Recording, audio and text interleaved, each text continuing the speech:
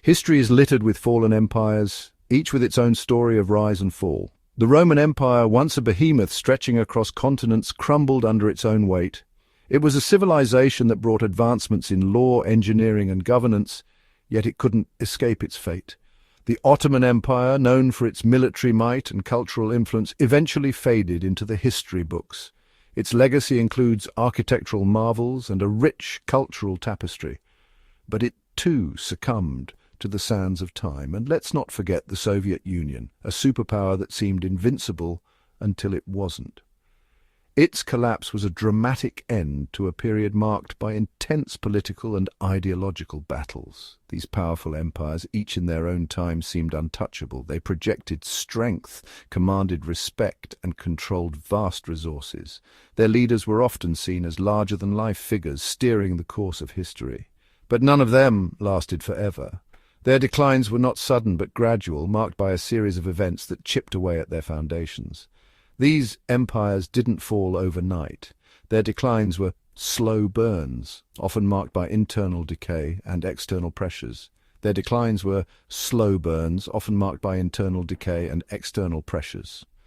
Corruption, economic troubles, and social unrest were common threads in their downfalls. The Roman Empire, for all its military prowess, was weakened by corruption and economic instability. Its vast territories became too difficult to manage, and internal strife further eroded its strength. The Ottoman Empire, once a beacon of trade and innovation, stagnated and fell behind its rivals. Its inability to modernize and adapt to changing times sealed its fate, and the Soviet Union, burdened by a rigid system and economic inefficiency, eventually collapsed under the weight of its own contradictions. The promises of a utopian society gave way to harsh realities and widespread disillusionment. These empires might seem like distant echoes of the past, but their stories hold valuable lessons for us today.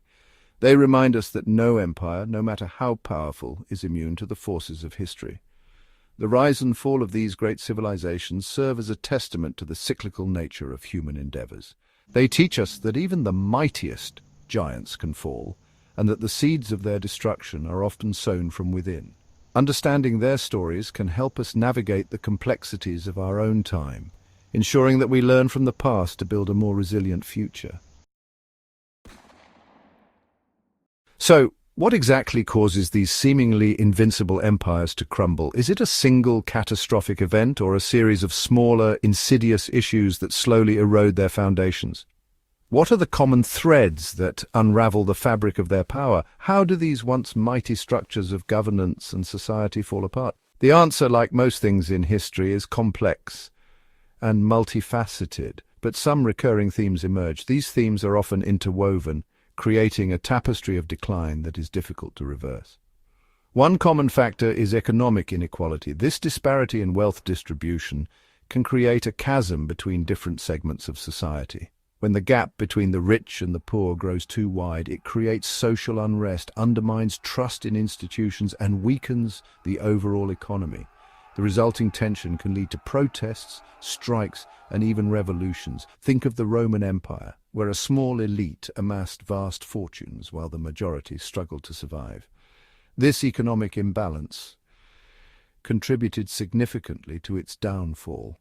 Another key factor is political corruption. Corruption can rot the core of an empire, making it vulnerable to both internal and external threats. When leaders prioritize personal gain over the common good, it erodes public trust, invites instability, and ultimately weakens the empire from within.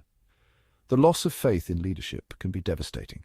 The Ottoman Empire, in its later years, was plagued by corrupt officials who siphoned off resources and neglected the needs of the people. This neglect led to widespread dissatisfaction and weakened the empire's ability to govern effectively. Finally, empires often fall because they fail to adapt to changing circumstances. In a rapidly evolving world, stagnation can be a death sentence. They become too rigid, too set in their ways, and unable to respond effectively to new challenges. This inflexibility can prevent them from innovating and keeping pace with rivals. The Soviet Union, clinging to a failing economic system and unable to keep up with the technological advancements of the West, ultimately collapsed under the pressure. Its inability to reform and modernize was a critical factor in its demise. These factors, economic inequality, political corruption, and an inability to adapt are like termites gnawing away at the foundations of an empire. They weaken the structure from within, making it susceptible to collapse. Left unchecked, they can bring down even the mightiest of giants. The fall of an empire is rarely sudden. It is the result of prolonged decay and neglect. Now, you might be thinking, okay, John, interesting history lesson, but what does this have to do with America? Why should we care about the rise and fall of ancient empires when we live in a modern, technologically advanced society? Well, here's the thing. While the United States is not a traditional empire in the sense of Rome or the Ottomans, it's undeniable that we hold a position of global dominance. Our influence stretches across the globe, impacting economies, politics, and cultures far beyond our borders. We have the world's largest economy, a powerful military, and significant cultural influence. Our movies, music, and technology are ubiquitous, shaping the dreams and aspirations of people worldwide. But just like those empires of old, America is not immune to the forces of decline. History has shown us that no empire, no matter how powerful, is invincible. In fact, we're seeing some eerily familiar warning signs right here, right now. Economic disparities, social unrest, and political instability are becoming more pronounced. The very same termites that brought down empires of the past are gnawing at the foundations of American society today. These issues, if left unaddressed, could lead to a slow but steady erosion of our national strength. We're witnessing a widening gap between the rich and the poor, a political system riddled with corruption and dysfunction, and an inability to adequately address pressing challenges like climate change and social injustice. These are not just abstract problems, they affect real people every day. These trends, if left unchecked, threaten to unravel the very fabric of American society. The consequences could be dire, leading to a loss of global influence and a diminished quality of life for future generations. Now, I'm not saying that America is doomed to collapse tomorrow. Far from it. We have the resources, the talent, and the ingenuity to turn things around. But I'm saying that we need to be honest with ourselves about the challenges we face. We need to have serious, open conversations about our future and the steps we need to take to secure it. We need to learn from the mistakes of past empires and take decisive action to address the cracks in our own foundation. Only by doing so can we ensure that America remains a beacon of hope and opportunity for generations to come. Section 4. The Great Divide, America's Growing Income Gap. Let's start with the elephant in the room, the ever-widening gap between the rich and the poor. This isn't just some abstract economic indicator, it's a fundamental threat to the American dream. It means that the promise of upward mobility, the idea that anyone can achieve success through hard work and determination, is becoming increasingly out of reach for millions of Americans. The numbers are staggering. The richest 1% of Americans now own more wealth than the bottom 90% combined.